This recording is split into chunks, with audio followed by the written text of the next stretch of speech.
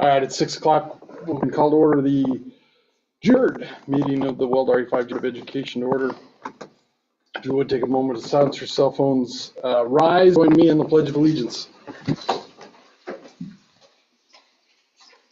I pledge allegiance to the flag of the United States of America and to the republic which it stands, one nation under God, indivisible, with liberty and justice for all.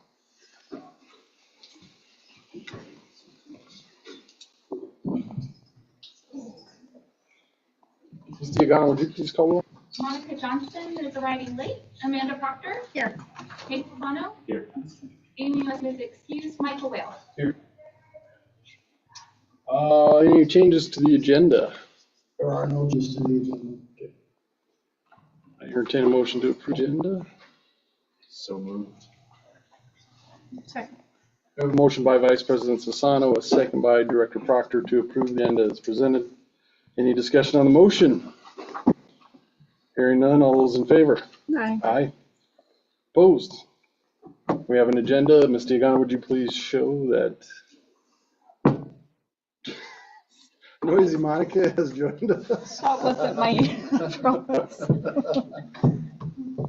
Do we have any comments on agenda items?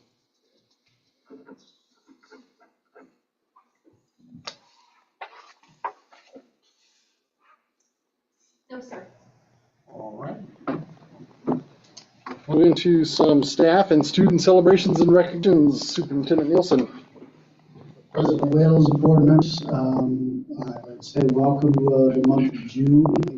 Since we were together last time we graduated, a lot of Roosevelt Riders.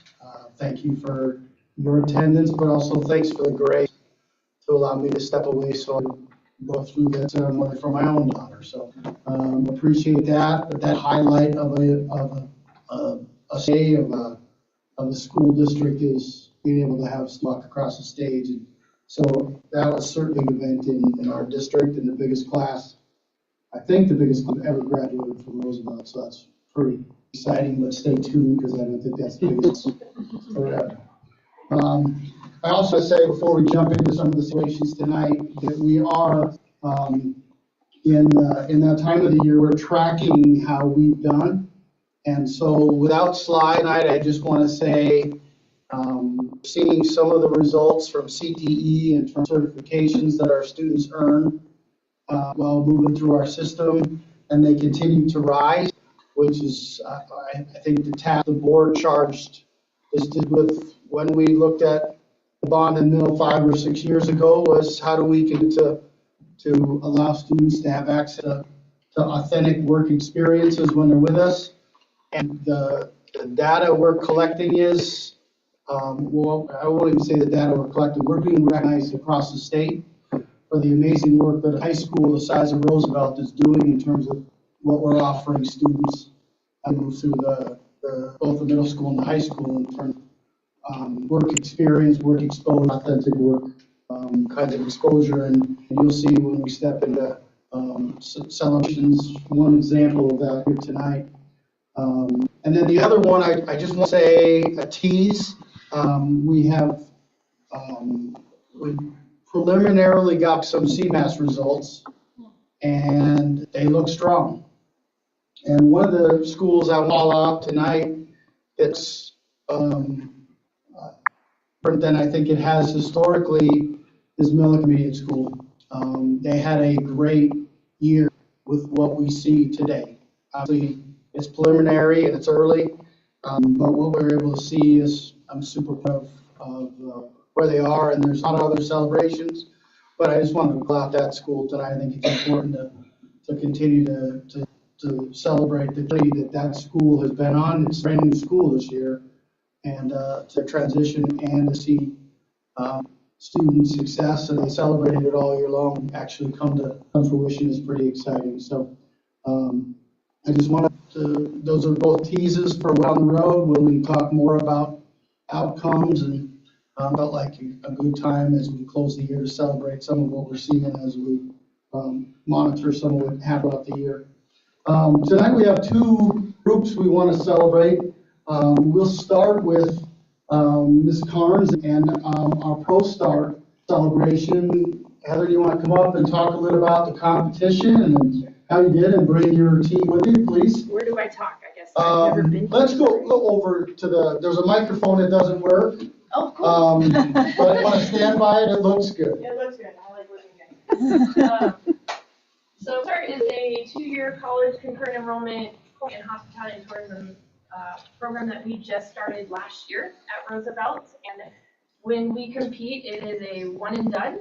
And we have two options to compete. We have a culinary and we have a management kind of restaurant Shark Tank style theme.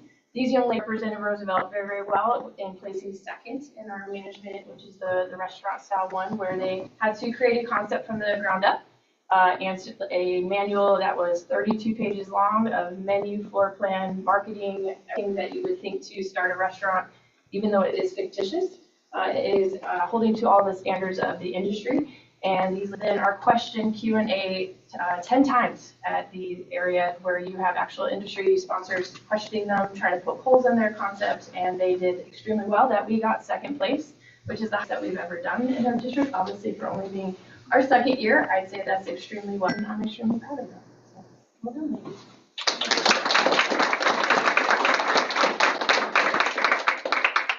Can we have each of our individuals tell us your name, what your plans are after you leave Roosevelt High School, and maybe just a couple about what you got out of the competition.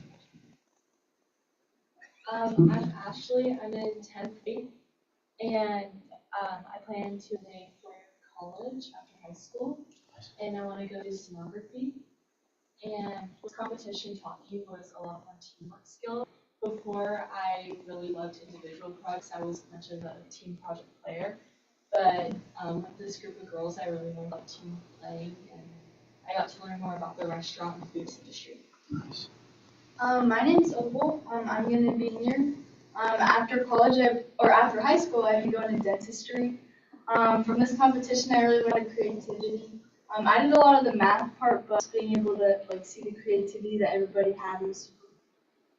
I'm Azaria. I graduated this year. I'm going to UCS study English, and I really learned to stand on my feet.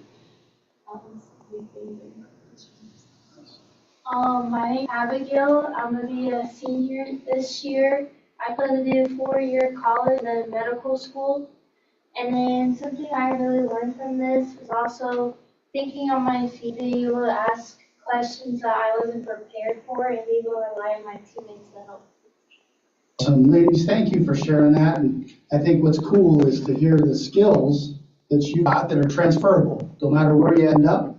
Can we do a shaking the board's hand? And the board has a little medal for each of you, and we'd love a picture with all of you as well.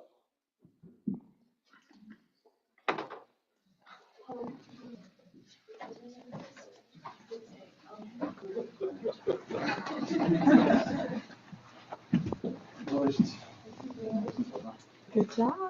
Thank you. Thank you. I'm trying. I'm still use it when I'm going for state champ. Congratulations. Thank you. I want to know what the food was at the restaurant. It was Greek restaurant that was catering towards the gym bros kind of idea. All right, let's have our Pro Star competitors and coach up in front of us. Stand in front there.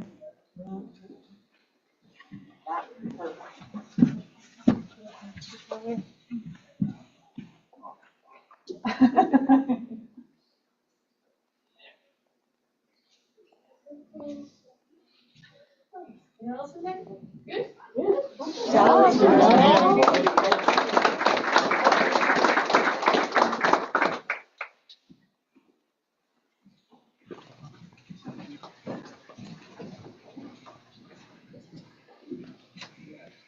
All right, our second celebration tonight, actually sort of second and a third in some sense, because I think, Coach, you got a couple different teams to celebrate.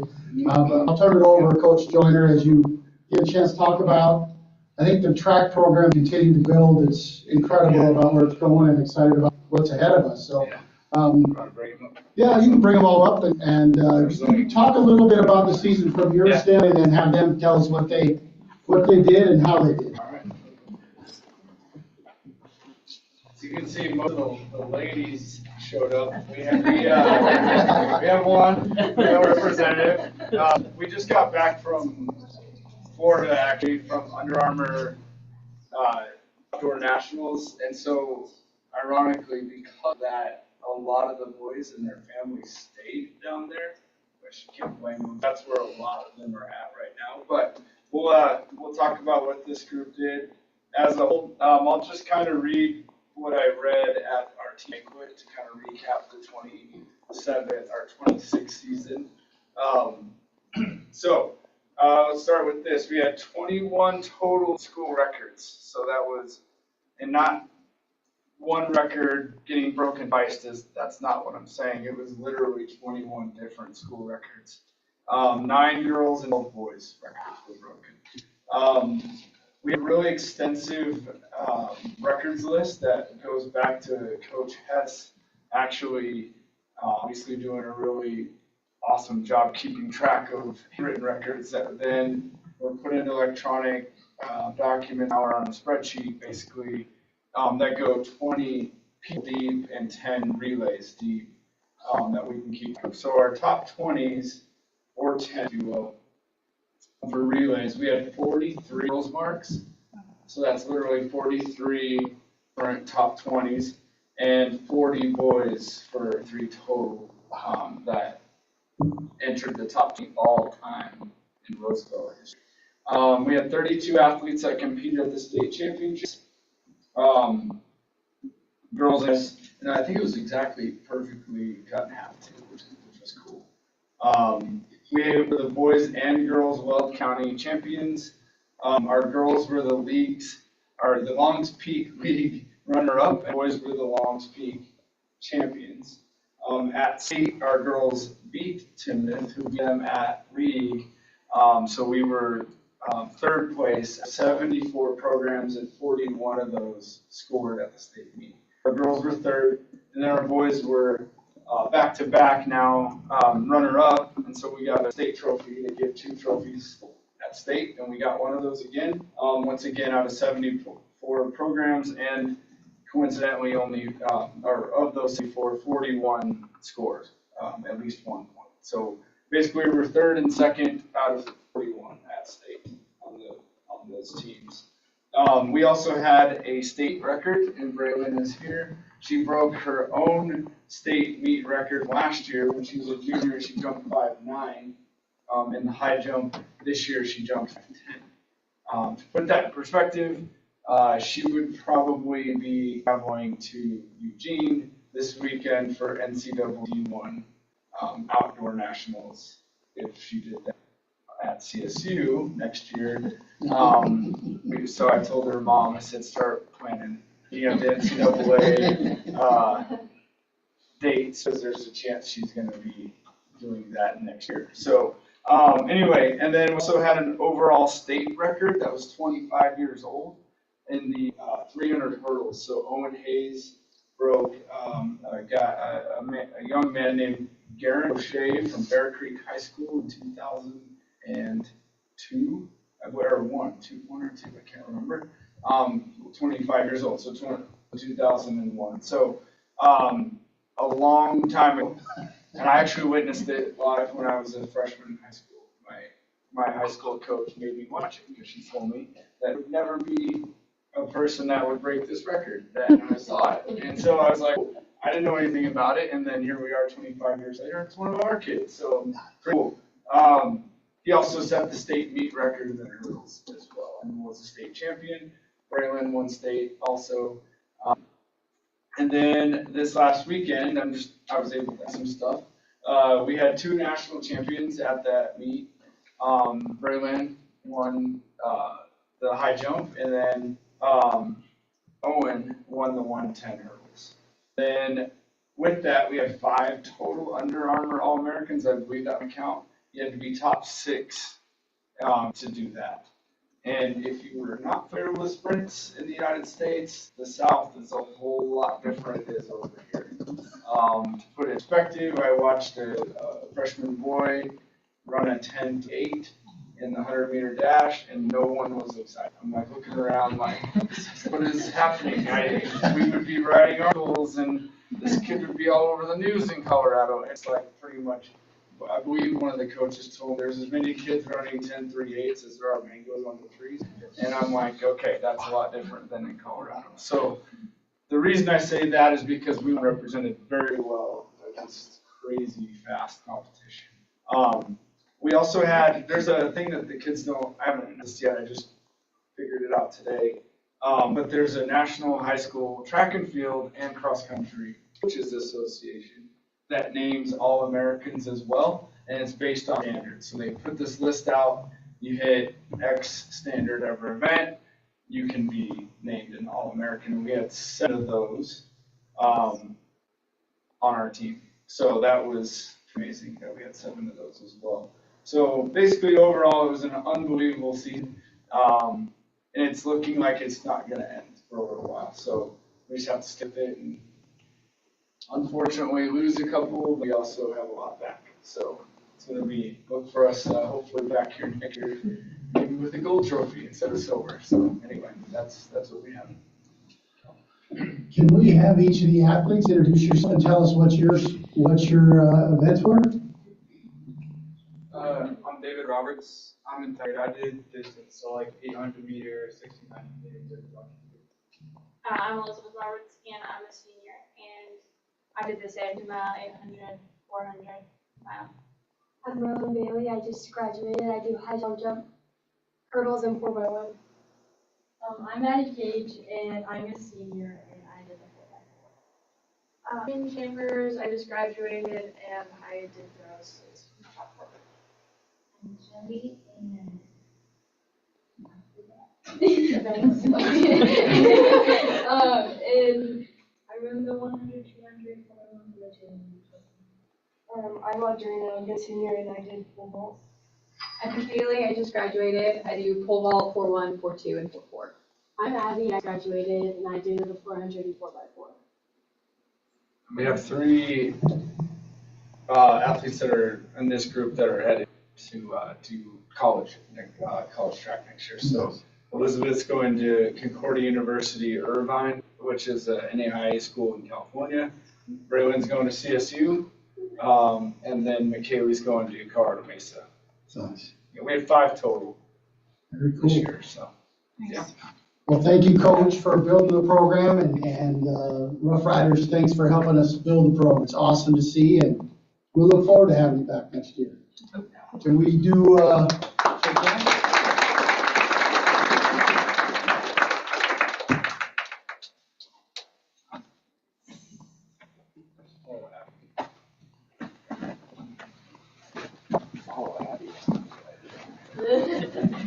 Thank you. Thank you. Good job. Thank you. Congratulations. Good job. Thank you. Yeah. Thank you, guys. Thank you. Good job, you guys. Congratulations. Yes, yeah. Thank you. No, he's lost her. Congratulations, that's awesome. Thank you so much.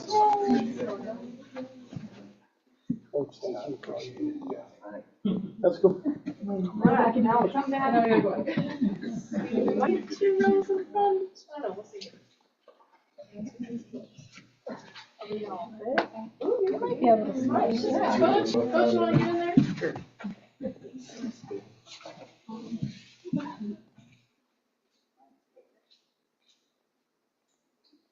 Good, good. Good job, you guys. Thank you.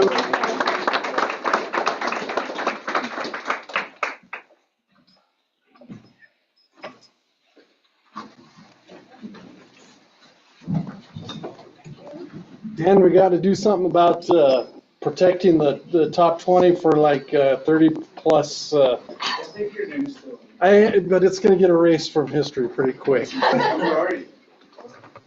I think I'm seventh or right now. Here she goes. Thanks, Coach. That concludes celebration. That does. For tonight.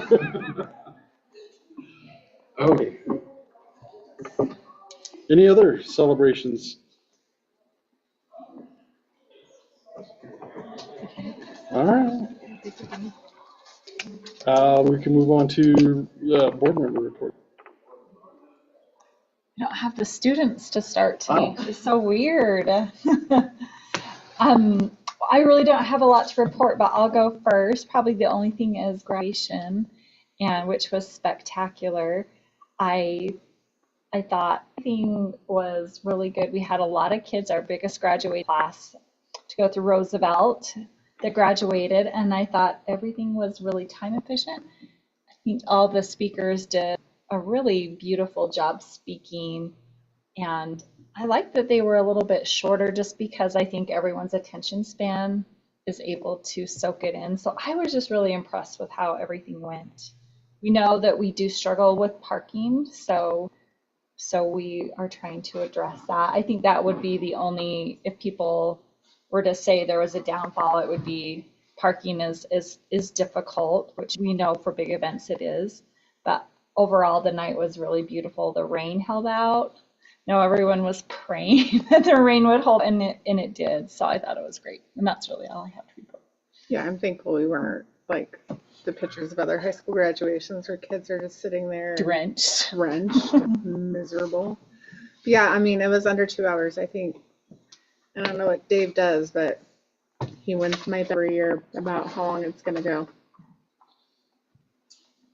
Yeah, I had this meeting following our last meeting, so it was before graduation, and so I got to hear from board members around Weld County about their horror graduations, and so yeah, I had a little anxiety as clouds started building in the afternoon. It's like, it was. I'm still in denial of it with it all, so it was okay. It was okay. Yeah, I don't have anything to add. I'm a little bit of denial myself, but it was fun. Seeing the kids, seeing their families. It is nice to be able to be at Roosevelt. And we've talked a little bit about that, and do we look at another site? And, but to spend as much time as the kids want to on the field afterwards is pretty nice. Take pictures, do all the things. So that was fun. And Monica, you're right about the parking. I just want to say thank you to Mr. Benson for reserving the parking for us, because it made my life a whole lot easier that night. So that was nice. But anyway, just a special night. It was a good time. And Mr. Benson does do a really good job of that program. I don't know how we got done by 8:15. I was convinced we'd be there until 9:30. Yeah. And I actually was there until 9:30. But the ceremony was good. Yeah. I'd tack on to that. Because yeah, I leading up into the event, I was getting a lot of questions. Why aren't you renting places? Why aren't you going indoors? Why this? And it was really cool because when it was all said and done, my father-in-law was just like blown away. And I told them all, I said, I'll just meet you at the stage. Like, I'm not going to try to find you in the crowd. Just you guys come to the stage. I'll wait on the stage. And we stepped up on the stage, and when you looked across the field, it was just, you couldn't see any green. It was just a million people out there, and everybody was having such a good time. And he was just blown away by that. He's like, oh my God, this is fantastic. And I said, this is what happens after every football game. I mean, that's the culture that we have. And he's like, oh my God, this is so awesome. So yeah, we talk about moving venues. It's like, are we going to lose something if we do that? So things to consider. Anything else? All right. Well, let's go on to the report from the superintendent's office. Mr. Wilson. Well, just a couple of things, but one, I just want to reinforce, having been in a position where I sat through a lot of graduations over the last years, the three best that I've been a part of are all three here. The old high school when I was incoming, and then the last two, I didn't obviously see this one. But what you just talked about, President Wales, that camaraderie, the feeling out on the field, families out there, for many of us, the last time they'll be on the field, it's theirs. And when you move it off the venue, or in some cases when I was in Pooter, we had it at the district stadium, it's not their school. So it is impactful. I would say, you heard me say this a bunch here, the building that we built as a district, that the community supported, provides so many opportunities, and graduate is one of them. That it provides a venue that is spectacular. And so I would encourage us to continue to figure out how to operate in that venue, because I do think that lets students graduate where they've grown, which is pretty powerful. So the thing I want to say is, I just want to speak, we may have a few teachers that are watching tonight. We didn't get the message out because we made a decision yesterday before we put to shift the agenda tonight to make sure we have plenty of time to make the budget when we present it to the board. And when we did that, we felt like we also couldn't ask board members to vote on contracts and salary schedules. And so that will be pushed off 2 weeks. And we'll have a special meeting next week so the board can see the budget. We feel about the budget, but we wanted to make sure as we went through the spring that what we brought to you was correct and looked good and allowed us to do the things we talked with you about doing. And it just felt rushed to try to pull that off tonight. And I appreciate all the work Russ put in to get us here. But I do think when I told Rusty yesterday we could pull it off, saw Rusty exhale, and then he got to go home for a little while last night. I think he was burning candle, I think, to try to get there. So I appreciate the grace, but I also just wanted to be transparent with staff. We still feel good about things, at least what we're bringing forward, and but we'll vote on the contracts in 2 weeks. That's it. Any questions? All right, well, we will move on to our consent agenda, our adopted rules of parliamentary procedure. Provided for consent agenda listing several items for approval of the board by a single motion. Most of the items listed on the consent agenda have gone through board review and recommendation. Documentation concerning these items has been provided to all board members and the public in advance to ensure an extensive review. Any item be removed from the consent agenda at the request of the board member. Otherwise, I would entertain a motion. I'll move to accept the consent agenda as presented. I'll second. We have a motion by Director Proctor, a second by Director Johnson to approve the consent agenda as presented. Any discussion on the motion? Hearing none. All those in favor? Aye. Opposed? Consent agenda passes. We will move on to our special business.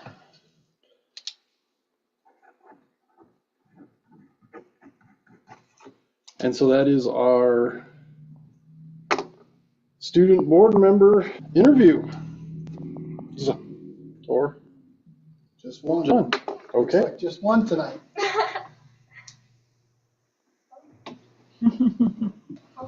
Sadie, would you be willing to sit in the seat right in front of Mom? I would love to.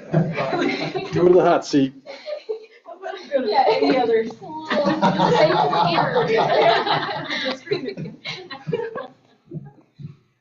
Sadie, first of all, we're super excited as a staff. I think the board is going to get a chance to meet you, although they had conversations with me after you came and talked about geometry. I can't remember exactly what it was, but I have to introduce you. What do you mean you don't remember? It's non-Euclidean geometry. There you go. So there you go. But Kate in the back also is a math person. Would love to have some conversations. Is excited to have someone around that can talk with her about it. Yeah, I would love that. Oh my gosh, we have to talk about that.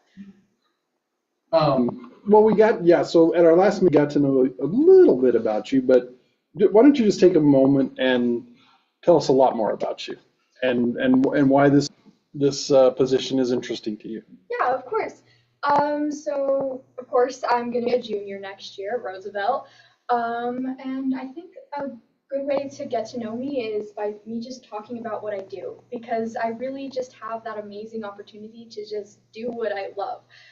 So some of my biggest in-school time commitment, robotics, speech and debate, and Spark. So you guys have already heard a little bit about speech and debate, but I guess I'll just give like a brief summary. So I have been our informative speaking captain this past year, and then I will be our speech captain next year. And I just really love it because it gives me that platform, that opportunity to reach out and connect with people about this really nerdy stuff. And the things that I love and the entire community around that is just amazing. And it has given me the love to publicly speak, like this position might give me the opportunity to. Another unique thing about that is that we have an event called Caucus, which is a lot like these board meetings. So it has similar procedures, similar motions, and everything like that. So I'm just comfortable with that kind of atmosphere. I'm confident that I can adjust to it. So my second big thing is robotics. So it's just given me a great leadership opportunity. I'm the main coordinator, communicator, leader for our team of 4. I'm also our main notebooker and programmer, and it's just been really amazing to get to know the people on my team and figure out how different minds work in different situations, just coordinating all that, learning how to be organized. And then finally Spark. So I'm the founder of Spark. It was new this year. It's a STEM club. So we've had guest speakers, we had an astrophysicist come and talk about his work. We've had movie nights, we watched hidden things. We've also done like mini projects. So just at the end of this year, we built and designed a mini project about microgravity, the effect on plants. So that was just really awesome. And outside of that, a couple of things I do. I'm involved in astrophysics research, a PhD professor at UC Davis, and it's really cool because we're looking at really young galaxies, so they call protoclusters. So that's before they start having this morphology that classify as galaxy clusters. So there's really big, massive objects that have a bunch of cool things going on in them. So I'm just a really passionate learner. I love to just absorb all this information, play with little puzzles in my head. And kind of off of that, I also do competition math. So there's just these different little puzzles and different techniques, and then it's a time test. But the biggest thing there is that I've been able to go to CU Boulder, have a math circle, and I've just been able to meet a lot of other like-minded individuals and go to events and all that, and it's been amazing. And a couple of hobbies or interests, I guess, other than that. That's going to be, I really like just going outdoors. So I got my scuba diving certification last year. So I just love being out in the ocean and looking at all this just beautiful nature, going on hikes, all of that. I love board games with my family. It's just a really fun bonding experience. So I love having those little moments and getting to know people outside of just professional settings. Is there anything else I can help you guys with? Any specific questions off of that? One quick question I had, because you talked a lot about the astronomy, and you had listed here that you work as a volunteer at the observatory. Yes. Is that at the Little Thompson? Yes, Okay. it is. It's such a cool place. It's a great program. And I would have never expected to find just such a wonderful facility in the back of a high school. That's just such a wonderful thing like public education can give to students and that connection to all No, I used to work for the paper over there back when all of that was coming alive. So I got to spend a lot of time with the founders, and still friends with a lot of them. Do you know Ted? Yeah. Really? Yes. Oh my gosh, he's been my mentor there, so it's just That's a cool place. That's awesome that you're taking advantage of those opportunities to be a part of that. So. I wanted to know what SPARK stands for. Oh, so it's an acronym of Science, Passion, Advocacy, Research, and Knowledge. So it's just kind of all the things we stand for, reaching out to people and fostering just curiosity in the natural world. And so, Sadie, you're the founder. Are there SPARK clubs nationally, or did you absolutely find this on your own behalf? And tell me a little bit about that. That's really interesting. Yeah, so it's an original idea, and really just came from I felt like there was a gap in what we had available to students. We don't have very many like science particularly minded CTEs, student organizations. So I just really wanted to give that opportunity to myself to build a community of people that think like me, that I can collaborate bigger projects with, and also just give students the opportunity to explore something that maybe they didn't even think about as something they wanted to do. That's awesome. That's really amazing. I want to be a fly on the wall during a SPARK club. Come forward on it, take a lot of notes, and then ask ChatGPT what it means. Yeah, that's part of that though, is that it really is about connecting to people that maybe don't know all that much about science. So make those hard to grasp concepts into a more understandable, interactive experience. I think that's a good thing to end that question. But, so our goal with this student board position is to have student voice represented in the rooms that we are in making decisions about the school district. How would you ensure that your voice represents students in the? Yeah, so something interesting just about what I do, I'm really a part of everything. So I have a bunch of friends in all these different clubs. I'm a part of sports at Roosevelt, the music program, robotics, which is more of like an academic club, all these things. So I've just been able to hear a lot of voices, a lot of opinions, and have kept note of them, and I just love to share with them, and I have the capacity to reach out to more people as well.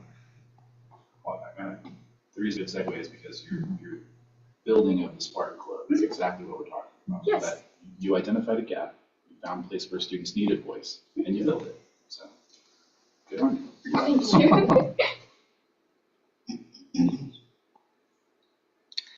How do you handle criticism that may come from others, and how you respond to that feedback? Oh yeah, absolutely. So I know that I don't know everything, and that everything I do won't be perfect this first time, but I'm always going to try my best.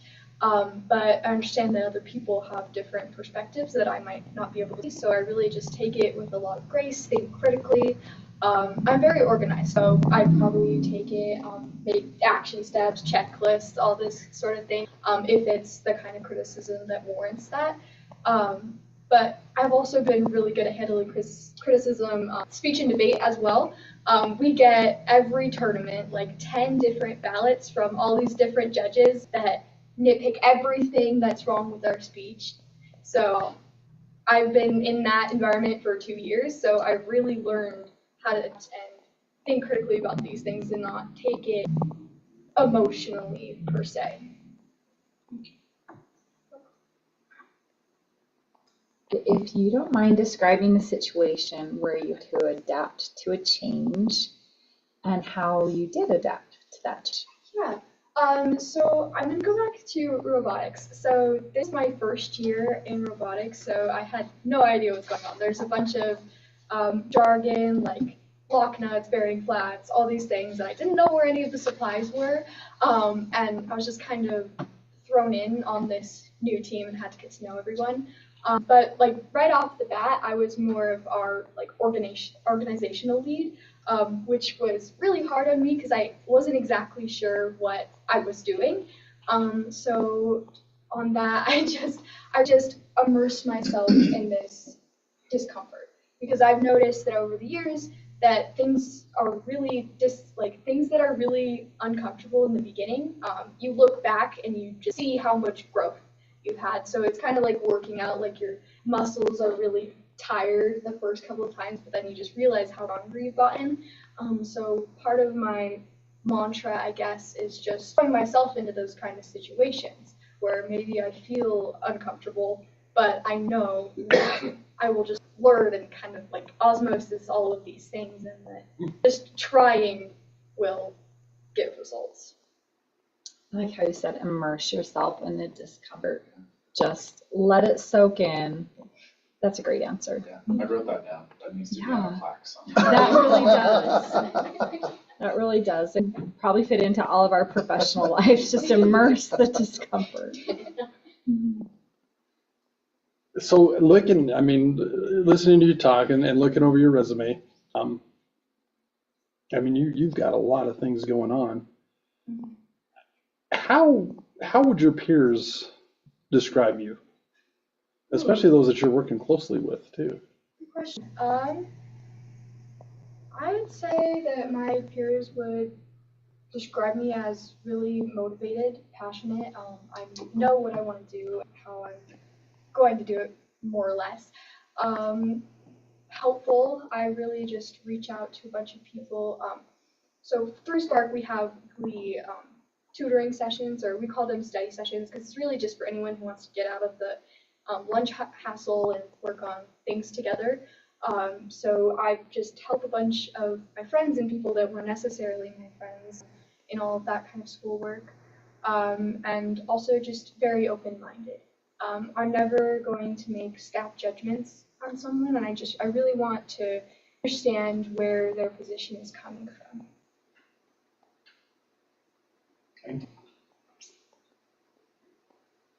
This is just a personal curiosity, but I'm wondering about your future plans, your endeavors, your goals you'd like for your future. Yeah, so near future, I would like to push my, I mentioned something else I forgot to mention. In my free time, I like to do numerical physics simulations. So Same. Yeah. So we have a little club that we actually meet twice a month on months that have 31 days. 130s. Yes, I would love to join. But so basically, that's just take these mathematical laws that smart people have written down and figuring out ways to just piece it apart and then put it into a programming language, make all these wonderful visuals to help us kind of gauge what's going on. So it's really cool for me, but I have to kind of scale that up and maybe have some real reproducible research. I'm looking at being a published author of some sort of original research. And in the longer term, I'm going to go for a 4-year university and then into a doctoral program. I'm currently looking at Calc as my #1 school option. And I just want to become a theoretical physics professor. So, because I love theoretical physics, but I also love telling people about it. So having those relationships with students and teaching them things is just the perfect immersion of the two things I love. So. I know, I feel like I would even enjoy going to a physics class.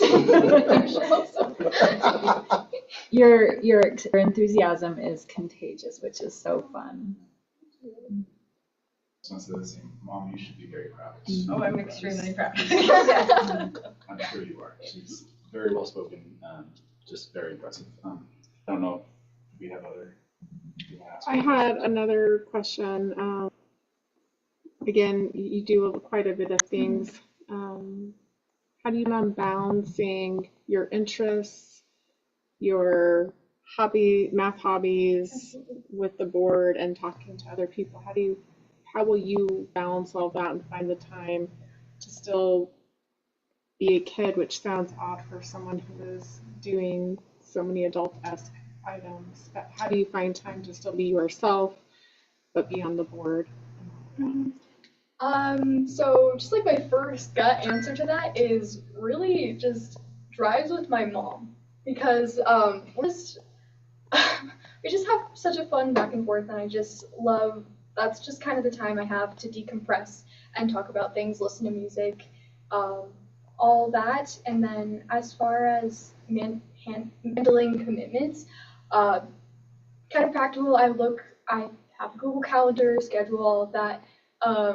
For these meetings in particular, I don't have any conflicts currently, and also just looked at my own workload and realized that there are some things that maybe I need to dial back on, that they don't all need to get 100% of my attention, and there are better places to put that. So going into junior year, I'm going to make sure to spend my time well.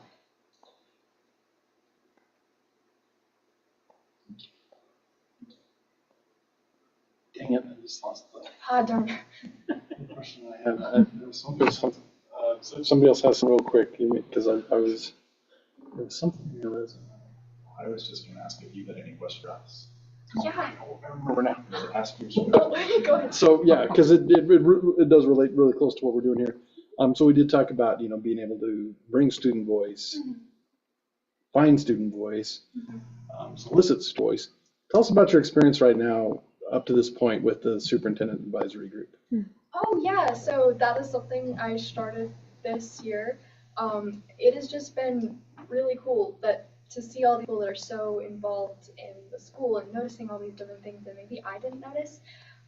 So I believe it was my first meeting. We were talking about school lunches. And I personally have a connection to that because I'm vegetarian, have been since 6th grade. And I have found it hard in like the school lunch area to find vegetarian options that seem appealing to me. But it was really just a group that was like, oh yeah, we could totally do that. And it was just so cool to see people that have the actual drive to like fix these problems that are in our school. And they were even thinking about like other restrictions as well and just talking about that. And then we were also talking about like tardiness, so having people get to class on time, and it was just it was a fun thought experiment trying to get into other people's heads because I'm not necessarily tardy, so just looking at kind of like a science experiment. So looking at all these different variables, seeing like this happened, and then the result there. So I think that's just such a fun part of this problem solving that I would get to do as students on your advisory. Okay. Now, do you have any questions? Yeah. What do you expect from me as far as maybe day to day or more broad in general? You want me to take that? Yeah, you could start it off for sure. I would say we're still learning. You'll be our second round. Yeah. And so I think a couple things that the previous board members have helped us with, we have started the same type of advisory you are part of at Roosevelt. We have started at all the schools. And our board members have been attached to a school to help us. And so that the elementary students have a student that's a little closer in age than I am to connect with. It's been really cool. But otherwise, it really, we don't ask a lot of change in your day-to-day.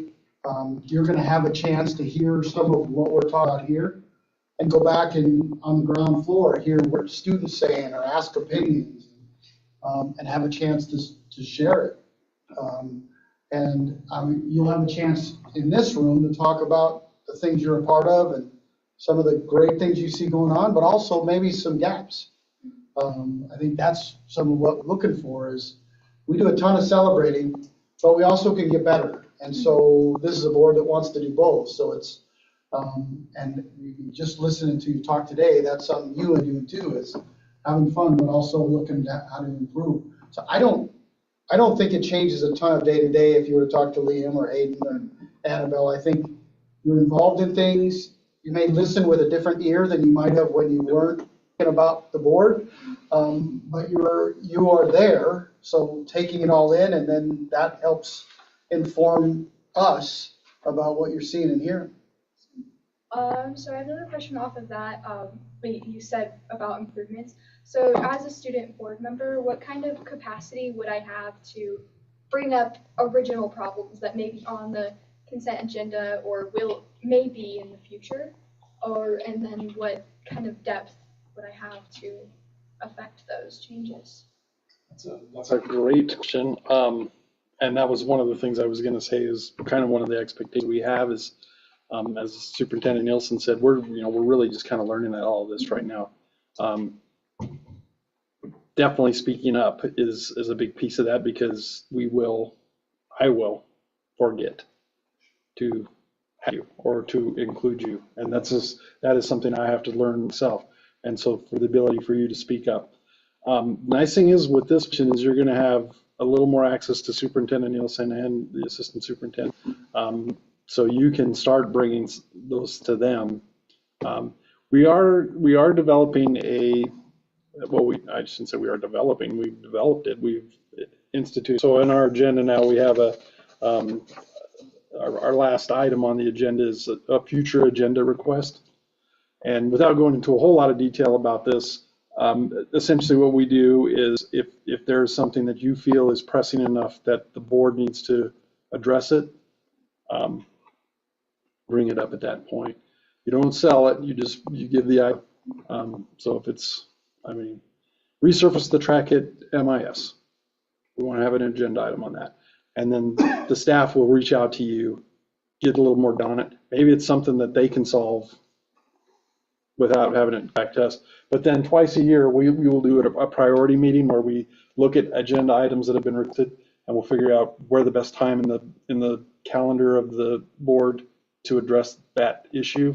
And if we even want to address it, kind of has to go through a little process there, but definitely you will have that opportunity, and we encourage you to speak up on those things.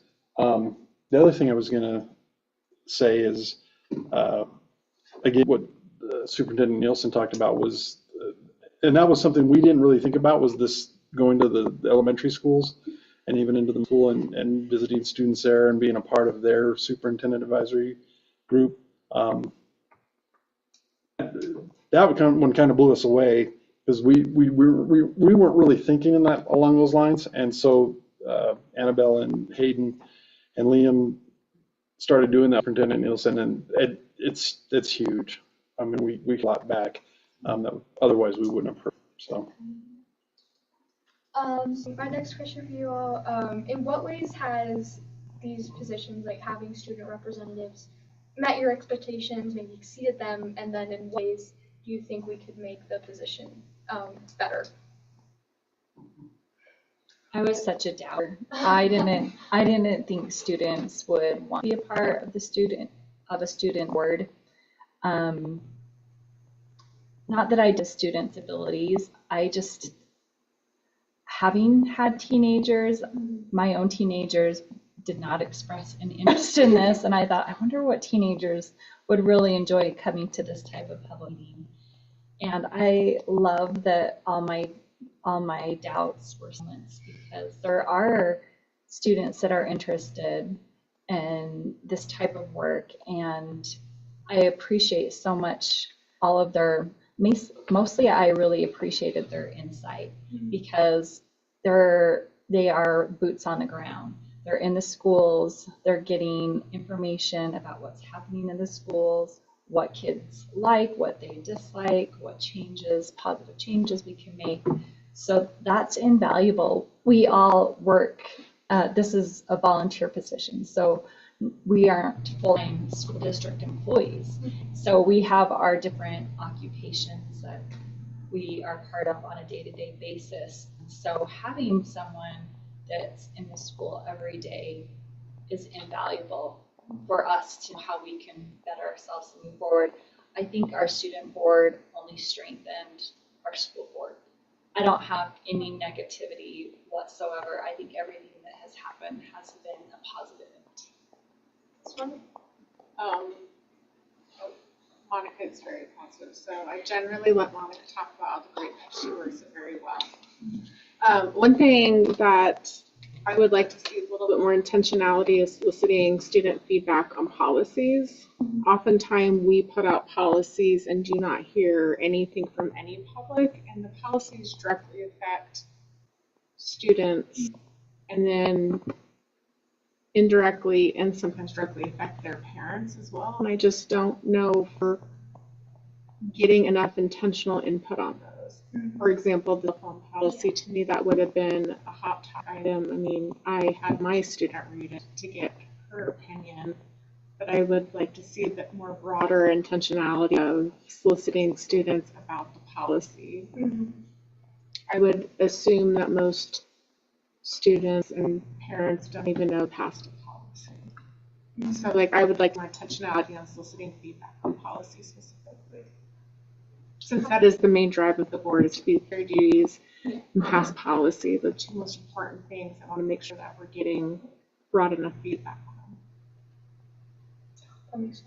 Yeah, and with that, I mean, so for me, I kind of had an epiphany when we went to the state school board convention in December, and we took Hayden and Liam, and we paired them up with 2 student board members from the Harrison School District. And we did kind of a panel, and the room was packed. There were so many people who were interested in doing this, and there's not very many school districts who are. But I kind of had an opinion while I was there, because as we were doing our introductions, I'm thinking, I'm getting ready to talk about powering student voice, but I'm not a student. And so, and you could probably explain this better than I'm going to do here, but yeah, I was trying to explain the value behind student voice and what you can expect with student voice, but I had 4 students sitting right behind me who and I think I even said that, you need to talk to them. And so for me, that's kind of another one of my expectations, is to really hear that authentic student voice. Not what not any of the guardrails I'm putting around it. I mean, obviously you're not going to go crazy with it, but are those guardrails coming up? But I can't tell you what I hear. I want to hear it though. So if that makes sense, it's non-Euclidean in a way. On a biometric basis. Really? Practicing. I think for me, we all live in the school district. Right? All 5 of us have kids in the school district. So it's very easy for us to focus on their experience and our experience as their parents. But our job is to make sure that the school has opportunities for every student. And we say the school, you're a high school student, we mean all of our schools. So having you and now Liam in the room with us, I think helps us keep that front and center. That what we're doing, every day up here, is about what we're offering to all of you as students in the school, and supporting the staff that work in the school. So that to me is the value of having you and Liam in the room. I guess we're assuming that she'll be in the room with us. But the 2 student board members in the room. Place that you asked where kind of it has exceeded my expectations. I think one of the places is with the student advisory groups, and particularly at the elementary level. You expect elementary students to have much to say about their school experience, but they did, and it's good feedback. And having Liam and Hayden and Annabelle lead groups, I think, was really special for those kids, special for them, and it brought good feedback back to us. So I think that those types of things are what we're looking for. Amanda's absolutely right about a need to find more input on our policy. That's one place I think we could lean on on the student board members to take that to high school and specifically solicit some feedback. If that's not too burdensome, might be. But even, last year, there was a bit of a dust up with some of our board members and some of the other students in the school district, and that was even a positive experience in the end because it helped us really hear what was going on at Roosevelt. So I think it's all positive. It's been good learning for us. And I think, correct me if I'm wrong, Scott, do we have a student advisory group at KQA? Have we done that? We do not yet. And I remember that you went to KQA? Yeah, that was going to be my next question. Less about the position, but so I went to QA, K through 8, and I got the impression, not necessarily the impression, but that they're not really included in district-wide things. Maybe that is on their part that they aren't here at these meetings, but just like, are you aware of that situation, and have you guys thought about anything to fix that? And of course, the student advisory board, it would be amazing. Yeah. That'd be perfect. Yeah, and we probably need to talk to them, or we just say, let's do that. Yeah. Charters are interesting. It's a unique relationship. They have a lot of ability to do things they want to do, and sometimes they don't want to be included in what we're doing as a larger district. But it might be a place where you especially could talk to them and figure out if that's something we want to look at, having that relationship with that charter in particular.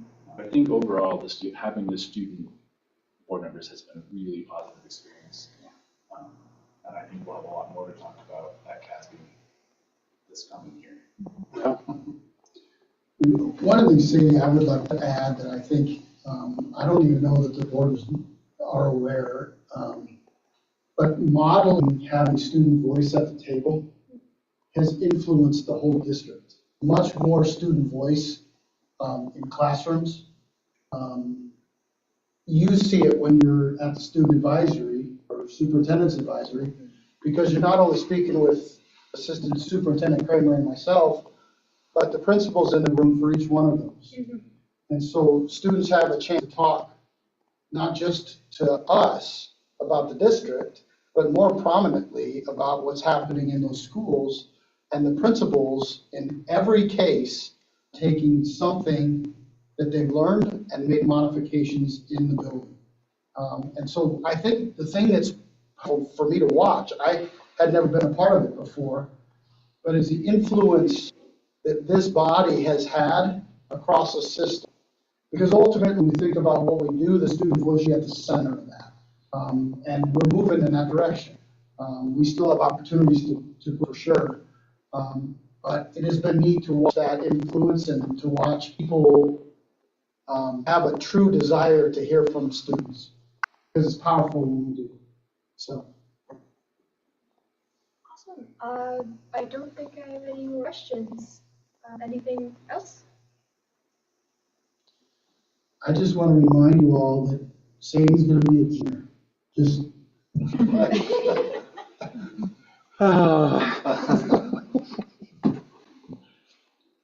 Awesome job. Thank you. Great job. Awesome. Yes, thank you. I really appreciate Wonderful this job. opportunity, everyone. Thank you, Sadie. Thanks, Mom. And so I guess we should talk a little bit about process and let Sadie and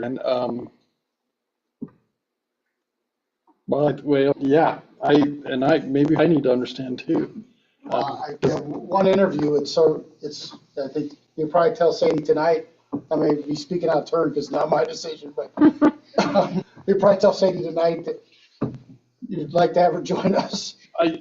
Yeah, my only concern with that is that I guess we could. Was there any communication from the other applicant? That they weren't coming. And just transparently, we moved tonight because there was a conflict. So, I think in this case, our ask of Sadie, if she's your choice, would be that joins us when we start up in August. And certainly, if you're welcome to come and sit, be part of the meeting and just do and watch it. but formally joined in August would be the way we set it up with Leo. I'm just kind of trying to get through this here. I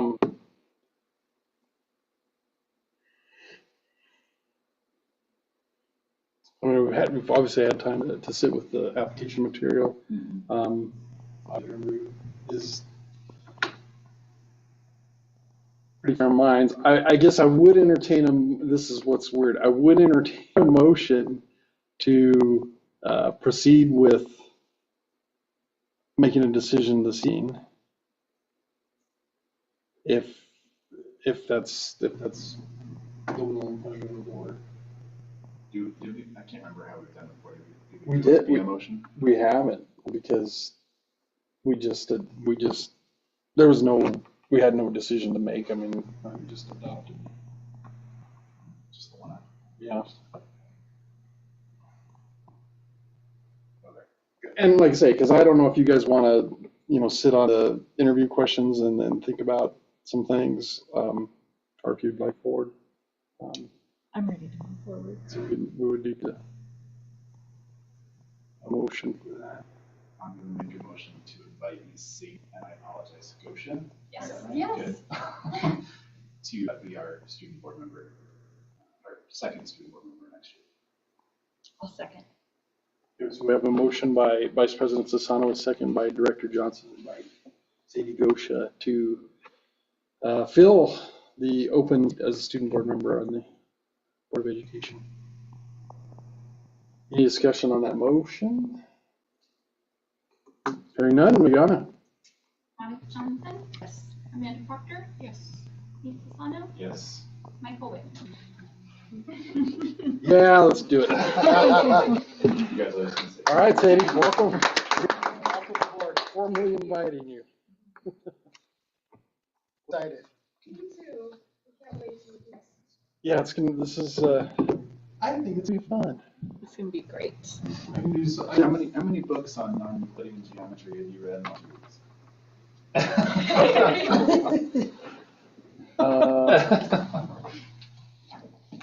0? Yeah. I have an interest in astro, physics, so. There you go. Yeah. All right. We'll move to our next item of business, which is the bond and MLO feedback results. Superintendent Nielsen. President Wales, board members, with us tonight is Kate Canine to walk us through the feedback tonight that we plan to share with the board is a high level of what we learned when we went out to talk to all staff members. All staff members had a chance to convene, listen. Kate led those sessions and did an awesome job of being succinct, but also giving a lot of information, but then also allowing them to give us feedback through a survey. So she'll walk you through, I think, some of the process tonight and some of what we learned. Thank you, Superintendent Sen, President Wales, board members, thank you. And thank the staff for taking the time. We were able to connect with staff from all of our schools, including early childhood, and also including central office, team leads and directors and such, right in the last 2 weeks of school. And we did a couple the day before the last day of school. So thank you to the staff for taking the time, and especially to principals for even finding that time. It really was an opportunity, a formative opportunity, to take the information that was shared, that we heard from the long-range planning team, I think it was in April at MIS, one of the work sessions, to hear that information, get input from the staff to see if they agreed and supported those needs elevated by long-range planning team, get their input on the urgency of needs, as well as to check on, are there additional needs that we wanted to hear directly from the staff. So what I hope to do here is just to go through the context that we set during those sessions, share, like Superintendent Nielsen said, high level of some of the responses to that, and then we're taking the deeper responses and more of that data. We actually have a long-range planning team meeting tomorrow, so we'll digest that and analyze it tomorrow with that team. And as I say formative, this is, I think, going to continue to help us prioritize those urgent needs, as well as help us articulate and communicate back to everyone those are our needs in order to benefit our students. So in those sessions, we started by, there you go. So we started by briefly looking back and looking at the investment of our community and our students and us and in our schools from 2020. Between both the bond and the MLO, the mill levy override that were passed in 2020, and I think we're familiar with those projects. We definitely wanted to draw attention to the fact that the mill levy override, that funding, of course, after we bought the buses, after that was passed, our CTE program continues to evolve and expand, that currently those funds are going towards salary and staffing, and that investment did involve a sunset. And so that funding will sunset and go away in 2030 based on investment. So we wanted to draw attention to that, and I joked in the sessions that it may not feel like tomorrow, because tomorrow is the last day of school, but 2030 feels like tomorrow, so when we're talking about people and staff and salary. We also then, showed that funding and showed that the investment that we were able to do with that support from the community for the bond alone, $161.5 million, and how the fiscal responsibility with the best grants, and as well as using our own general fund capital projects, that we were able to have that return on those investments, but also do more. And so just highlighted the fact that yes, we built Elwell, yes, we built Roosevelt High School. With the conversion of the middle school going into the old high school, it wasn't part of the 2020 bond, but we were able to convert and have to go to MIS. So we hit on those areas and just shared that. We also wanted to draw attention back to that we've been wanting to communicate this with staff and our community through the publication and the video, because we just want to say thank you to everyone who invested in us and show the good that we've been able to do to benefit students. Of course, when here we are 5 to 6 years later, it wasn't like, oh, done, all of our needs were met because of that investment. We know that some needs remain even with that investment.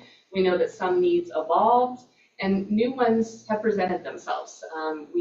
Especially talking with the middle school and even Elwell, sometimes you need to live in a space, right, to know if that original design works or what additional needs or enhancements may now exist.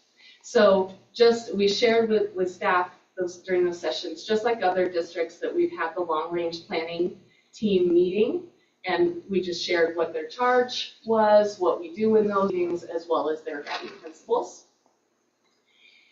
And so then we said, okay, the same information that the long-range planning team did with us back in April, same information, but knowing we were very pressed for time at the end of school, we tried to just categorize them, to stuff them into 6 buckets. So we went high level, and then with a little bit more detail about each of those buckets in those needs. So the high level, we probably always will have that need, right, to attract and retain high quality teachers and staff. We continue to have need to expand authentic career exploration and preparation programs. Once we build or renovate, we still have to maintain, so there's always a need to maintain the learning environments as well as the operational spaces across the district to benefit students. And then some of the larger project needs are the renovations at Pioneer Ridge Elementary, opened in 2005, fully convert Milliken Intermediate School, and to complete Roosevelt High School. So we dug in deeper into each of those, and I'll try to do them justice, but go through them fairly quickly because it's information that we heard back in April. When we say try and retain high quality staff, we really are talking about how do we maintain competitive compensation and benefits. Again, we stress that the MLO funding goes away in 2030. We want to think about hard to fill positions. We definitely know that we have the need for special education specialists, safety, security, and mental health personnel. And we also are committed to that all staff have the opportunity to grow. How do we provide those opportunities, as well as honor when staff continue to learn and get better? For extending career exploration and preparation at the elementary, of course, it's all about the exploration. We have newer, refreshed spaces to do that, but what else can we do? With the building middle school now, that's that time where we're moving from exploration into preparation, but preparing in all sorts of areas, so how can we expand that, especially in that building? And we know that at the high school, the career opportunities that exist in our pathways, concurrent enrollment, internships, et cetera, the team does a wonderful job listening to what's happening in the world and evolving those, as well as what students are wanting. So that just seems just evolution that's pretty impressive, the way it continues to progress. But a need that the team has elevated even higher is how do we expand work-based learning opportunities for more students? And in particular, yes, how could we employ our students in 5J, but how might we get innovative and creative with our broader community and think creatively financially to support our students being employed through work-based learning across the community. I shared with staff and at long-range planning, this bucket's kind of my favorite because I feel like there are so many needs there. It's hard to package them all, but we know we have ongoing maintenance needs, safety and security functionality, upgrading restrooms, locks and doors, resurfacing pavement, and those things are on, the majority of those are on a cycle already for us, but the need just continues to grow. But we also have some larger needs that you may consider maintenance, but it's kind of a one-time big thing to get her done, and then we'll have, get it on a cycle. And so it's interesting with our recognitions tonight, one of those larger projects that is definitely a need is to redo the running track at the middle school, right? How could we build that program up from younger ages? We have definitely heard and seen multiple times the need at Milliken Early Learning Center. That entryway, it is secure, but we don't have a vestibule and as much of a meeting area as compared to other spaces. And then both at Milliken Elementary, dare I mention the pea gravel, as well as Elwell Elementary, how are we maximizing outdoor learning spaces and play areas? So those are some of the needs. We need an observatory. Yes. We're gonna have another survey coming up soon. Another need, and my understanding from the stories that I've heard, is this has existed even back when we were gathering the needs in 2020, is a transportation center so that we could actually be working on our own buses and doing that maintenance. And the nonverbals from staff, when we mentioned the fact that that could open up more opportunities for students in terms of possible pathway or career exploration, the nonverbals were like, oh, yes, that. The larger projects, renovating Pioneer Ridge, those needs, of course, remodeling and expanding the cafeteria and kitchen, replacing that original flooring from 2005 throughout the building. And the third need there is to think about maximizing the spaces through the town squares, the sunken area at either end of the building. And we have heard things, are we maximizing it? Is it accessible for all? And love it. So those are things we've heard, but we know it's a need, so we wanted to include it. For MIS, something that we wanted and hopefully did stress is the love for that building.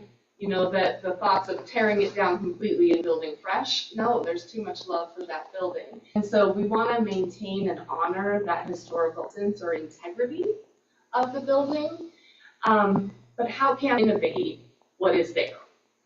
And so we share the ideas to redesign and renovate for the students that are there now, but thinking about what if we have additional tracks? What if down the future with the growth we need to do more grade levels?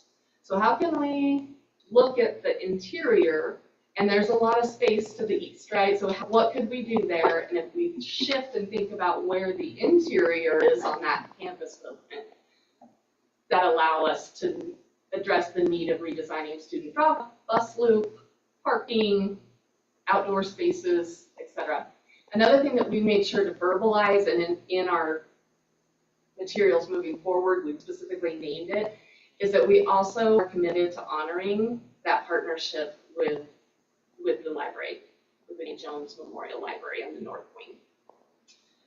And then, of course, the high school, completing the high school, we did share with all the groups. We felt it was important to talk about the original design and the build, that the core of the building was built 1,600 students, the path, the commons, the arena.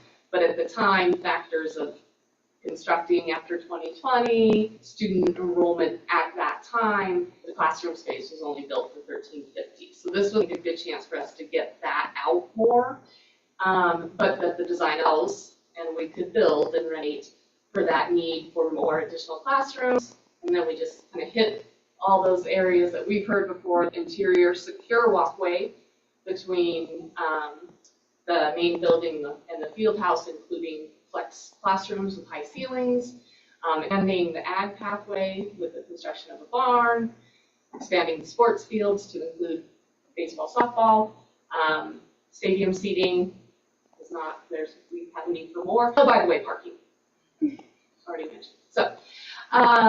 So we hit those, and then went ahead and briefly talked about next steps, highlighting that in June we're going to start to talk with the broader community, use that feedback to keep prioritizing, and then just really being transparent that it would be up to the Board of Education to make those decisions about, okay, we have these needs, how do we start to meet them, and if a point that may involve asking the community for another investment. Those links don't work. It's closed now, but those were the surveys that we gave. So maybe I can pause there and take a drink, but any questions about what we shared with staff before I talk about the survey results? I have a question on the survey results screen. I'm going to look at you, Scott. It says that July to June prioritize needs and possible ask for financial support. We don't have a July meeting, so is that like an internal staff meeting? Yeah, we will continue to figure out what it looks like, what the feedback looks like. But yeah, our plan in terms of communication with the board will be August, and September. We'll talk a little more about that one. So August would be like the board saying to proceed or not, and then September would be adopt formal election ballot resolution thing. Yeah, our plan would be we'll have time all of the agendas, and then the later we have to make a decision by September 2nd. It has to be to the counties by the 4th. Right. Going back to that July deadline, I know that central office still works a little bit throughout the summer. Is it doable for during the summer time frame with your current workloads? I don't know the answer to that. I just want to know. Yeah, I'll talk a little more. I think it's a fair question. July is hard, but the work we see ahead of us, we think the answer is yes. We'll continue to plot for. So survey results, always appreciate. There were a few comments, so thank you for asking for feedback. So that's always good to hear. We had 216 responses, and here's a breakdown of the responders. You could choose the different locations if you work at multiple locations. So that was our breakdown of folks that responded. Can you remind me how many staff we actually have? A little 400. Okay, so that's about half of the staff. Thank you. I went through and was trying to go back in my brain and like, okay, I think at this session there were about so many people. And even though we were crunched for time, what I was impressed with in getting you to staff is that stayed and filled out the survey. That was great. And then a few, I need more free time. That was great to see. At the end of the survey, of course, it was still anonymous, but we did ask just some general questions. Do you live in boundaries? How long have you worked for 5J? Right down there. And at the start of the survey, we first wanted to get a sense of how do you feel where we've been? So the next two charts that I'll put up, the first, one of the questions was, how do you feel about the investment voters made in 5J through the MLO? And then also, how did you feel about investment voters made for the bond? And so those questions had responses of, I feel very positive, somewhat positive, not sure, neutral, somewhat negative, or very negative. So if we combine the somewhat positive and very positive for both of these, for the bond, 82.7, and for the MLO, 84.2. And we were also vulnerable, but felt good about being vulnerable. We also asked the question, how do you feel about the fiscal stewardship and transparency from 5J regarding past MLO and bond investments? So that one combined very positive and somewhat positive was 61.9. And another piece that stands out to me is the neutral. It makes me wonder, okay, what else could we be doing? Do you think that's due from lack of communication? I mean, I would argue since you've been here, there's been excessive communication, which is great because people have to see things a few times for it to stick in their head that they've been told something. But I'm wondering, like, prior to that, if it's due to a lack of communication? Or is it people don't understand financial stewardship? I don't know. I'm going to veer off your presentation a little bit, but I'm just going to go off some of the feedback that I've heard, not from this survey, just in general. Okay. My guess is most of the neutral or negative are elementary staff who feel like we have focused on the high school and the middle school and not so much elementary level. I've heard that over and over again all across the district. Just a guess, I don't have any inside information. I don't know what the survey results actually were, but that's my guess. So it's not really a lack of communication or transparency. It's a thing that maybe we focused not everything we could have in the right places. More on the stewardship side than Yeah. the transparency piece. Okay. Okay. Again, just a guess. So the next part of the survey started to go higher to more deeper questions about just those 6 buckets. Do you support them? Do you see those as needs? Then the next level, all those, the next level of specificity, we also asked about the urgency of those needs. How did they see them as very urgent, somewhat urgent, et cetera? All of that level would be what we'll share tomorrow and analyze with long-range planning. And I think when we look at this type of a survey, there's different thoughts out there on how to look at these percentages. And I think we stepped into it thinking, gosh, if we see the fully support or strongly support and somewhat support anywhere above 50, that's validating the work of the long-range planning, and we can dig into that a little bit deeper. Was it not necessarily the right need, or did we just not explain it really well? If there's anything below 50%, okay, let's talk as a long-range plan team. Was there a miss somewhere? Again, wrong need, not communicated well, or something else. We were looking for, if we saw any percentages between that 70 to 80%, felt that it really would validate the work of the long-range planning team. And anything above that, we're headed in the right direction. We know our needs. Let's start figuring out how to meet them.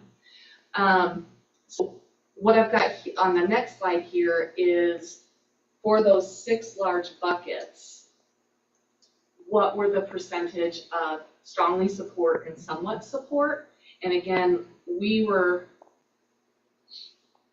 it felt really good to see the results. I purposely didn't look at anything until they were all in, but for things that were over 75% fully supported or somewhat supported for everyone that completed the survey, all 6.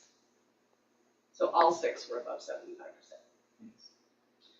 75%. So it feels like we can dig in deeper. There's still a way to prioritize. There's still ways I think we can improve our communication, especially when we start to step out to those who don't know our schools as well. It's kind of somewhat easy to talk to staff because they're familiar with it, right? And so we'll dig in like that with long-range planning tomorrow to look at the data at the different levels.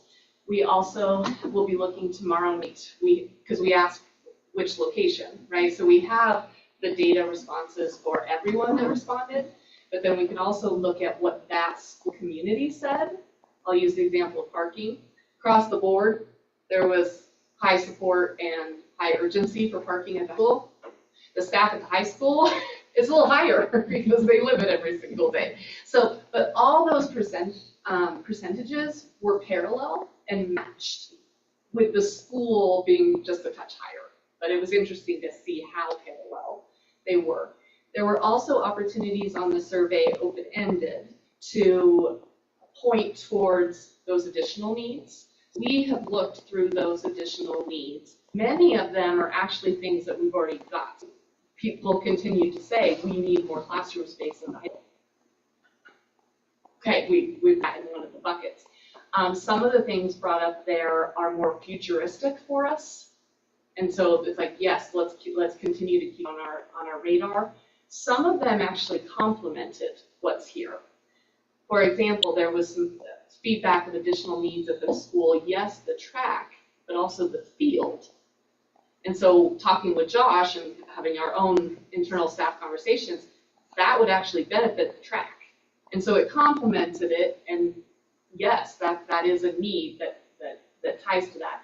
And then there are also some that we'll present just to honestly you tomorrow night that through our conversations just really are not feeling feasible in our current context. And so we'll run that through long range planning to see what that team thinks. So that's our plan. And then moving forward after tomorrow night, we've been working on by Saturday, barbecue days, Saturday. We have a community-facing slide that we'll be sharing at our booth. It's right there on our website, and we will have a similar community-facing survey to get input from the community. And so we'll just, once we start seeing that, we'll keep you informed, we'll keep evolving and really looking at, okay, how do we prioritize these needs? And with that, I'm gonna talk a little bit about timeline and next steps, and then see where we go from there. Okay, thank you. And I think when you think about the last 2 weeks of school, there's a tremendous amount of information gathered. And I think we're appreciated for asking how it felt. I think it turned out to be pretty powerful that last 2 weeks. And Kate, thanks for the work to make that happen. Just a couple things I want to talk about. Amanda, you asked earlier about that July 24th. And the July 24th is not a date that the board needs to tackle to do that. We actually just apparently, while we're gathering input, also will work a parallel track so that we're not trying to catch up with like creating ballot questions in August or September when we're behind the 8 ball. So we are already having conversations. I mean, we've had conversations again for months. We had another one yesterday where we really tried to take out what might ballot language look like. And the individuals help us with that will actually help us with the county, tell them that we might have something on the ballot. Doesn't lock into anything. By the 24th of July, we have to say we might. And so that's our plan, would be to do that. They're actually going to help us with it because they with all the counties around the I haven't said country, but state, to help us do that. But then again, our plan would be to keep the board included as we have new information. We do believe we'll get quite a bit of information both at our launch and at BD Day. Our message may be shift. We'll have to see what we learn, and we'll include it as we think about doing that, what it looks like. Barbecue days right now is in the forefront for us, and we're excited about being able to talk a little bit similarly the way Kate did. I also would like, I've had some requests or some ask about what could a board's role be. We'll be in our booth from 11 until 4 on Saturday. I think it'd be powerful for any board members to show up, either as a listener or as a speaker. If you want to talk a little bit about, we're just gonna be answering what we did, and here's what long planning is done. And we'll have some talking points that we can do. No pressure for the board members to show up, and we'll tack that. Kate and I are gonna be there, that whole time. This is our barbecue days. Our booth is right by Senior Center on the south side, right by the pull-in there. So we actually have a nice open spot where we have booth, but it's open to the west of our spot. So our plan would be the TV that we'll have with us. It'll be showing it. We'll kind of face out that direction. It works. So we can sort of spill out around it to talk to people and share. We'll also be in the parade for any of you that are interested in walking the parade. I suspect our transportation will have a float that I'm imagining we'll bring home ribbon again. I just haven't watched the theme creativity. Theme of it's 150, 250, so it's sort of that. He wanted you to address Washington. Oh, thank you. Where is our launch That's going to just be me. this? I'll show up Our and they'll launch be is like, Saturday, "Where are you, the fans?" first Saturday of August Where? at MIS. Yeah, so we'll be at MIS the first Saturday of August, and then at Beef and Bean Day, which is the 8th, and potentially is moving locations to be over by MIS and in that park again. Asked Josh, and we're looking at it, potentially leveraging our building again, some stuff there. They'd like to come back, as it used to be there, and they'd like to come back over to our site. Yeah, I did actually. Yeah, I can remember. So we're intrigued by that. We think those 2 weeks in a row, we have a chance to get feedback and share, some of what we do and share our appreciation. So, but really for us, I think the big thing I want to say tonight is we will focus on barbecue days. I think each of these individual opportunities will give us feedback. We'll come back together after that, reflect on what we heard, what we learned, how our message was resonating, and that may tweak messaging. It may not. We may find the message is resonating and we're getting feedback. And then we'll process through the summer, keeping you included. But like I said earlier, we look ahead at August as an opportunity to think about with the board. Are you interested? Does it feel like the right time, the wrong time to go out and ask? And if we decide to, do we take action the second meeting in August or the first meeting in September? Knowing that once we take action as a board, and it shifts us as a district, we have the campaign rules kick in at that point. So we'll be super cautious about that. I would say that other parallel track will be also looking at how do we build support in district for the work. Also, how do we begin to work with an outside entity that can create a campaign much like you did last time, where you have an outside entity that becomes your campaign arm that's ours. And so already to think through and have conversations around that. Again, those are things that we don't have leverage, but if we decide to move forward, we want to make sure they're in place so that the lever is there to pull, and we're not trying to spin up everything the 1st of September, because then we'll feel like we're behind you. So, just as I'm kind of thinking out loud with this, is there any plans to present this in some fashion to the town boards? So yes, and I think we've processed. We talk. I think board members know that Assistant Superintendent Kramer and I, we had a sit-down meeting with Mayor Austin and one of the board members that was with us, I think, at our last meeting. It's hard to think that was only the last 2 weeks or whatever we met with him, but we shared some of what we talked about with staff, and talked about wanting to in front of the whole Milliken Town Board. But we've also been encouraged to think about, do we do that as a district, or does the campaign look at doing closer to election. And so those are things we will need to work. When we talk to Mayor Austin, there's nervous energy right now about the work they're trying to do to hire their town manager, and they want to get through that. So she mentioned August to us. And I think when we first heard that, we were thinking that's not soon enough. As we've stepped through and gotten some advice from outside entities, August might be the perfect time as we think about.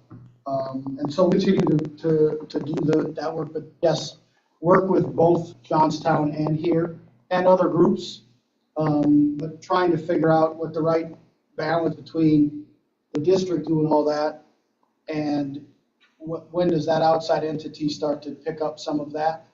And what's the right balance? I think last time the campaign did a lot of the door-to-door and some of the groups, and there's some energy we've heard as we've gone through this process that was one of the big helps last time was, one, the energy you created, but how close you created it close to the ballot. And then what we heard from some of the work we've been doing to get ourselves up to speed is if you do the work too soon, the entities aren't necessarily eager to have you come back. And if you do it too far in front of the ballot, then people forget about it. So I think those are nuances we'll have to continue to navigate. But I think we're energized by the work. So I think Kate's energized by the work. So two thoughts / questions, I guess. I'm wondering if when we meet with the towns, we don't meet with both Milliken and Johnstown at the same time. Just put it out there. That seems interesting. Well, maybe, but Like 3 boards convening? I think it changes the energy in the room a little bit. That's scary. Just something to think about. Yeah. I'm not gonna. Do we need a holy place for that? We could probably find one. And then, Kate, I think you said that at Barbie Days and People Main Days, our lunch, all that, there'll be a community survey available as well. And that's good, because I think I talked with Scott before that this is all staff feedback, which is going to be colored a little differently than community feedback. So I just want to make sure we're getting that community feedback in a similar fashion. When that's all done, well, maybe we don't want to wait till it's all done. At some point soon, I personally would like to see kind of the raw data, especially those open-ended questions. I'm curious about some of those answers. I think those would be a little more powerful from staff because they're closer to it. But I don't know how the rest of the board feels, but I would like to see the raw numbers at some point, not today. Well, maybe once we have some community feedback as well. I'm a data guy, I'll dive in and do weird analyses and that kind of stuff. I think our plan was, we wanted to go high level tonight. We want a chance to dig in with long range planning tomorrow night. We certainly, I think we could watch what we share with long range planning as early as Friday in our meeting. Okay. And again, I want that process without us coloring anything. Yeah. But I do want to see that data. So. Yeah, sure. Yeah. Thank you for working on that. It's a lot. Yeah, I just want to thank you on that too. And kind of going back to our previous discussion about student voice, I think one of the things that made the last project successful as far as the facilities that got built was the input that we got from the staff. And it has been interesting as my time with the BEST board and some stuff with CASB. It's interesting how many school districts don't actually listen to the staff when they go to do bond projects or MLOs. And I think that really shows in the quality of the facilities they have and the programs they're able to offer. And not we did everything perfect with this, but I think of a lot of the buildings that we did work on and getting staff input on, what the needs are for people who actually are in the building on a day-to-day basis is a lot more important than, what I think a class needs or a facility needs. So thank you for taking it seriously and taking it to the level that you did. I think there's in my experiences with staff, the other piece that we we want to wait until after tomorrow night, is we have the thank yous for asking for our feedback. It is critical back around to that data to staff to say this is we heard and this is how we're acting on it. And so some point here after tomorrow night, we're pondering how to get information back to staff about that we heard this is what was said and here's how we see it playing out. Without that, why did I? I think the other thing that was interesting feedback for us, and you asked, I think somebody asked earlier, and Nate, you responded to different levels.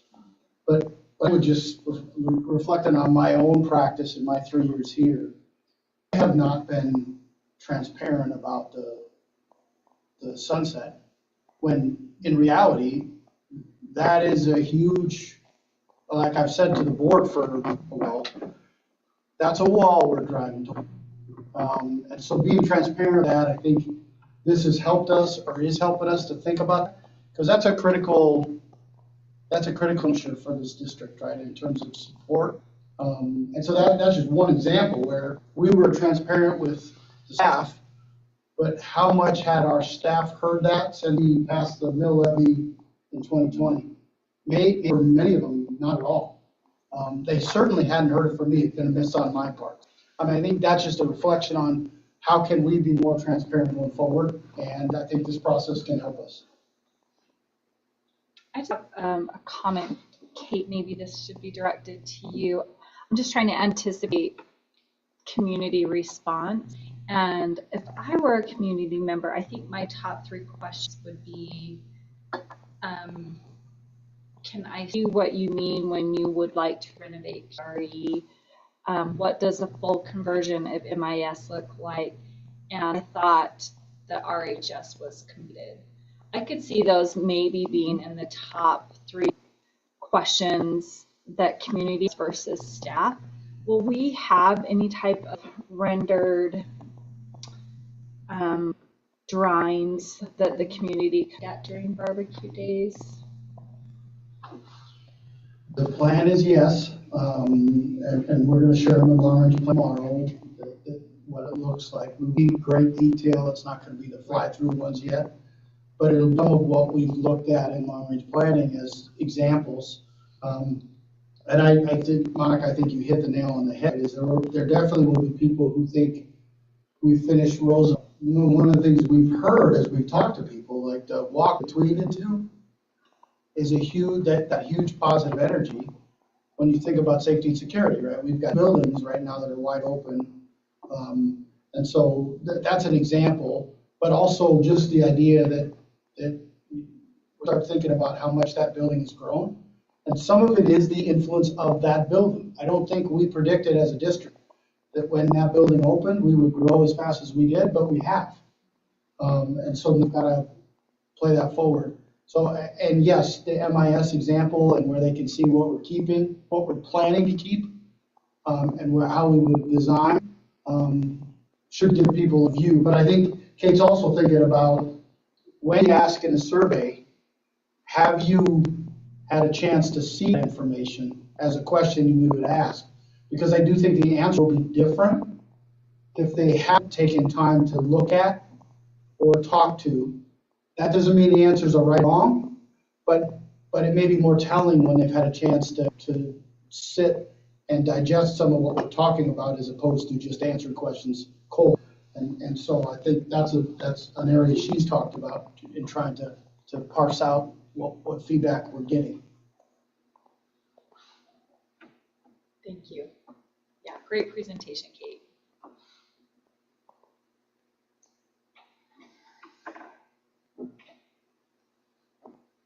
All right, is that it? Unless you want more. Sadie, you want to come back? No, just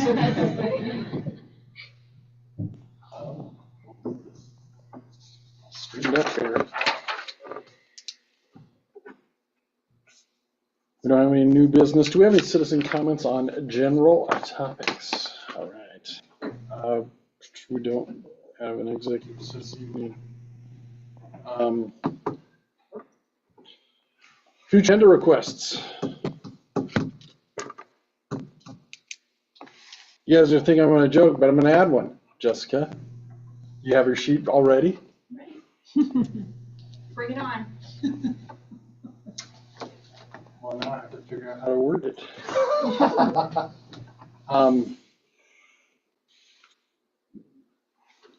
An observatory. Let's put it up there. I second. Anything else? We'll go ahead and adjourn at 7.